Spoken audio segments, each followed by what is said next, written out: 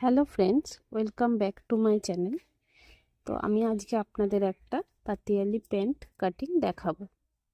ফার্স্টেই আমি আপনাদের মাপটা দেখিয়ে দিয়েছি আমার কতটা কি মাপ লাগবে। প্রথমে কাপড়টাকে 4 ভাঁজ করে নিয়েছি। 4 ভাঁজ করে আমার প্যান্টের মোট লম্বা 35 ইঞ্চি লাগতো। তো ওপরের বেল্টের জন্য আমি 8 ইঞ্চি নিয়েছি, আর নিচের প্যান্টের লম্বা আমি 30 ইঞ্চি নিয়েছি।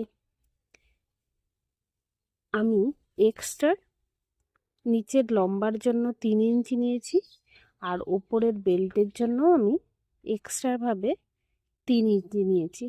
তো তৈরি আমার 5 ইঞ্চি লাগবে, কিন্তু আমি 8 ইঞ্চি নিয়েছি ওপরের বেল্টটা মাপ, আর নিচের লেন্থটা নিয়েছি আমি 27 লাগে আমার তৈরি ফাইনাল মাপ, কিন্তু এক্সট্রা আমি 3 ইঞ্চি নিয়েছি, যেহেতু নিচে মুহুরির দিকে মুড়বে 1.5 ইঞ্চি, এবং ওপরেও আমি সেলাই মার্জিন 1 ইঞ্চি মতো নিয়ে নিয়েছি।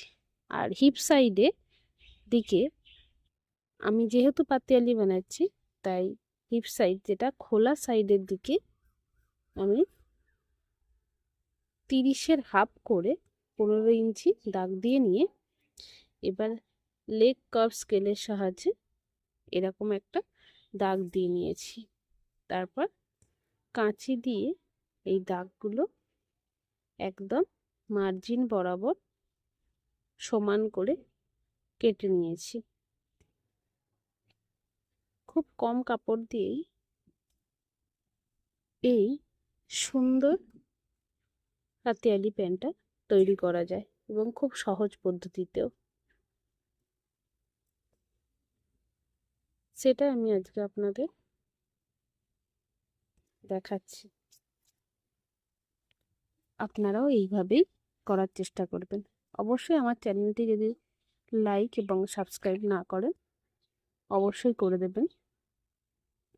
তারপরে এই জোড়া পোর্শনটাতে, যে প্যান্টের মুহুরির পোর্শন থেকে যে কাপড়টা বাদ গেছে, সেইটাকে জোড়া পোর্শনটায় লাগিয়ে, জোড়ার ওইদিকে খোলা পোর্শনটায় লাগিয়ে এইভাবে আমি, যেহেতু আমার হিপ সাইডের দিকে খোলা রাখবো, তার পাছার মাপ ছিল 32, সেটাকে 6 দিয়ে ভাগ করে আমার 5 সামথিং আসে।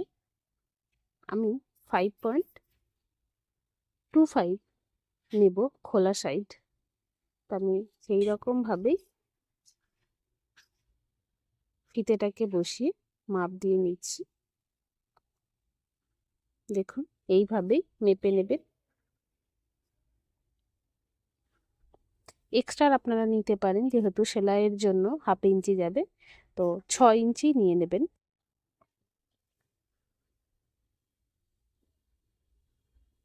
তো আমি এইভাবে দাগ দিয়ে নিচ্ছি। তারপর আবার এই লেগ কাট স্কেলের সাহায্যে ওই দাগের সঙ্গে এই প্যান্টের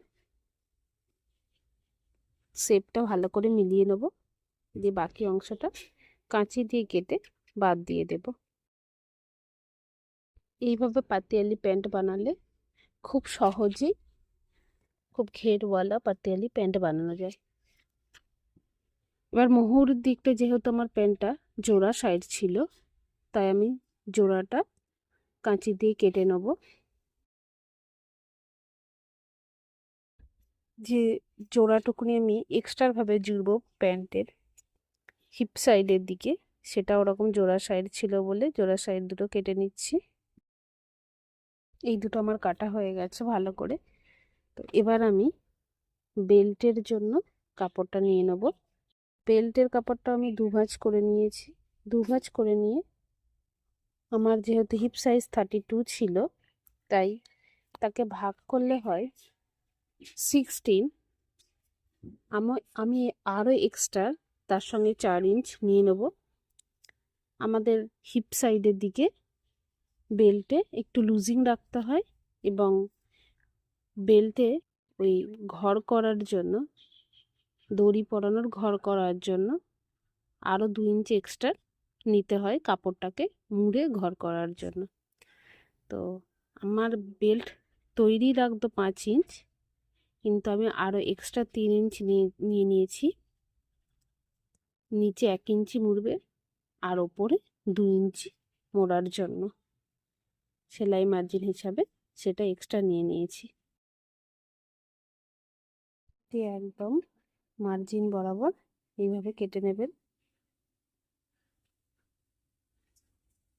আমার বেলটা যেহেতু একটু শর্ট পড়েছিল, তাই আমি আরেকটু এক্সট্রা কাপড় বেল্টের সঙ্গে লাগিয়ে নেব বলে এক্সট্রা নিয়ে নিচ্ছি।